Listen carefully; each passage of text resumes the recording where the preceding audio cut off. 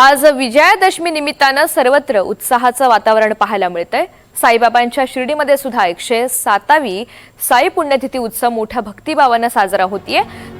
4 दिवसांच्या या उत्सवामध्ये आज मुख्य दिवस असल्यामुळे सकाळी साईंच्या काकड आरतीनं प्रारंभ झालाय।